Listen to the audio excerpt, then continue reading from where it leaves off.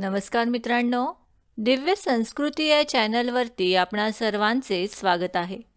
मित्रांनो, आज आपण श्रवण करणार आहोत माघ मास महात्म्य अध्याय 14. नारद म्हणाले, हे प्रभो, श्रद्धा, सेवा, क्षमा आणि प्रेम या मार्गावर चालताना भक्ताला सर्वात मोठा आधार कोणता? भगवान श्री विष्णू अत्यंत कृपाळू स्वरात म्हणाले, नामस्मरण.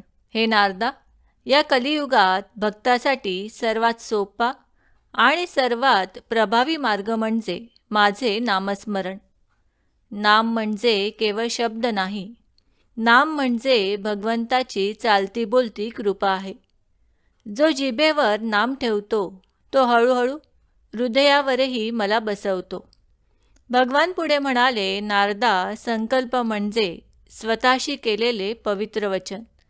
आज मी बदलेन, आज मी सुधारेल, आज मी नामाने चालेल, हा संकल्प जेव्हा हृदयातून येतो तेव्हा तो जीवनाचा नवा अध्याय उघडतो. या संदर्भात मी तुला एक व्यसनातून बाहेर पडलेल्या भक्ताची कथा सांगतो. भगवान म्हणाले, नारदा, एक पुरुष होता. तो व्यसनांच्या साखळीत अडकलेला होता. दारू, राग, वासना आणि नकारात्मक संगत यांनी त्याचे जीवन अंधारले होते. माघ मासात त्याने एका साधूचे प्रवचन ऐकले. साधू म्हणाले, बाळा, व्यसन सोडायचे असतील तर हातात औषध नाही, जिभेवर नाम ठेव. तो पुरुष प्रथम हसला, पण दुःखात असताना त्याने हळूच म्हटले, श्रीराम श्रीराम. त्या एका नामाने त्याच्या मनात पहिली फट पडली. भगवान म्हणाले, नारदा, नाम हळूहळू मनातील अंधार काढतो. नाम हळूहळू सवयी बदलतो. नाम हळूहळू जीवन बदलतो. तो भक्त अजूनही व्यसनात अडकलेला होता, पण त्याच्या आत आता दोन शक्ती होत्या, एक जुनी सवय आणि एक नवीन नाम. प्रत्येक वेळेला तो नाम घेत असे तेव्हा जुनी सवय थोडी कमजोर होत असे. भगवान म्हणाले, नारदा, जो नामाला धरतो मी त्याला धरतो. तो पडतो पण मी त्याला उभा करतो. श्रोते हो, नाम हा केवळ उपाय नाही, नाम हा नव्या जीवनाची सुरुवात आहे.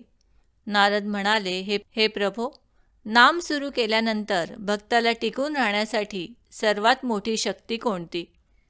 भगवान श्री विष्णू म्हणाले, नारदा, नाम घेणे सोपे आहे, पण दररोज घेणे हीच खरी साधना आहे. आज उत्साह, उद्या आळस, परवा संशय. जो या तिन्हीवर नामाने विजय मिळवतो तोच खरा साधक. भगवान पुढे म्हणाले, नारदा, जशी संगत तशी संगत. सत्संग मन उचलतो, कुसंग मन ओढतो. जो नाम घेणाऱ्यांच्या संगतीत राहतो त्याचे नाम आपोआप वाढते. नारदा, तोच पुरुष आता नाम घेत होता, पण त्याची जुनी संगत त्याला पुन्हा खेचत होती. मित्र म्हणत, एकच वेळ काय फरक पडतो? पण त्याने मनात म्हटले, आज मी नाम सोडणार नाही. त्या दिवशी तो सत्संगाला गेला. तेथे त्याने इतर भक्तांचे अनुभव ऐकले आणि त्याचे मन बळकट झाले. भगवान म्हणाले, नारदा, नाम फक्त व्यसन सोडत नाही, नाम मन धुतो. जसे गंगा स्नानाने देह स्वच्छ होतो तसं नामाने अंतःकरण स्वच्छ होते. शंका येतील, मन म्हणेल हे काही चालणार नाही, पण जो त्या क्षणीही नाम घेतो तो शंकेवर विजय मिळवतो. श्रोत्यांनो, नाम हळूहळू नाही, नक्कीच तुमचे जीवन बदलतो. हे प्रभो, नाम, सातत्य आणि सत्संग असूनही मन का वारंवार मागे ओढते? भगवान श्रीविष्णू म्हणाले, नारदा, मन हे फक्त आजचे नसते, ते जन्मोजन्मीचे संस्कार घेऊन येते. म्हणूनच नाम सुरू केल्यानंतरही जुने संस्कार उठून उभे राहतात. भगवान पुढे म्हणाले, नारदा, संयम म्हणजे दडपण नाही, संयम म्हणजे दिशा बदलणे. जशी नदी डोंगर फोडत नाही पण वळसा घेते, तसा संयमी भक्त आपल्या इच्छांना नवा मार्ग देतो. नारदा, तो भक्त आता व्यसन सोडत होता, पण राग अजूनही त्याचा मोठा शत्रू होता. एके दिवशी त्याचा अपमान झाला. पूर्वी तो फुटला असता, पण त्या दिवशी त्याने डोळे मिटले आणि मनात म्हटले, श्रीराम श्रीराम. त्या 2 नामांनी त्याचा हात थांबला आणि तोंड बंद राहिले. तो बाहेरून हरला नाही, तो आतून जिंकलेला. भगवान म्हणाले, नारदा, जो दुसऱ्याला हरवतो तो योद्धा, पण जो स्वतःला हरवतो तो महायोद्धा. रागावर विजय, वासनेवर विजय, आळसावर विजय हा खरा माघ मासाचा महाविजय आहे. नाम संयमाला बळ देतो आणि संयम नामाला स्थिरता देतो.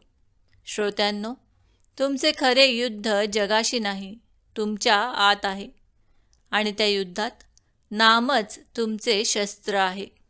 नारद म्हणाले, हे प्रभो, जो भक्त नाम, संयम आणि सातत्याने चालतो त्याला शेवटी काय प्राप्त होते? भगवान श्री विष्णू अत्यंत करुणेने म्हणाले, हे नारदा, जेव्हा नाम जिभेवरून हृदयात उतरते आणि हृदयातून श्वासात मिसळते, तेव्हा तो भक्त नामसिद्धीच्या दिशेने चालतो. तो नाम घेत नाही, तो नामात जगतो. भगवान पुढे म्हणाले, नारदा, अंतरशांती म्हणजे बाहेर काहीच नाही असे नव्हे. अंतरशांती म्हणजे बाहेर कितीही वादळ असो, आत शांततेचा दीप सतत तेवत असतो. नारदा, तोच भक्त ज्याने व्यसन, राग आणि अश्रू पाहिले, आज तो शांत झाला होता. लोक विचारत, तू बदललास कसा? तो हसून म्हणे, मी बदललो नाही, मी भगवंतात मिसळलो. त्याच्या डोळ्यात आता भीती नव्हती, तक्रार नव्हती, फक्त होती ती कृतज्ञता. भगवान म्हणाले, नारदा, माझ्याशी एकरूप होणे, तेथे माझा आणि भक्ताचा भेद राहत नाही. जेथे मीपणा निघून जातो तेथे तू उरतोस. नारदा, जो या मार्गाने चालतो त्याचे पाप नष्ट होते, त्याचे संस्कार शुद्ध होतात, त्याचे जीवन पवित्र होते आणि शेवटी तो माझ्या धामाला पोचतो. नारदा, हा अध्याय ऐकणारा, वाचणारा, आचरणात आणणारा तो हळूहळू माझ्यात विसावतो. श्रोत्यांनो, नाम म्हणजे सुरुवात, नाम म्हणजे मार्ग आणि नाम म्हणजे शेवट. नामाने सुरू करा, नामात जगा आणि नामातच विश्रांती घ्या.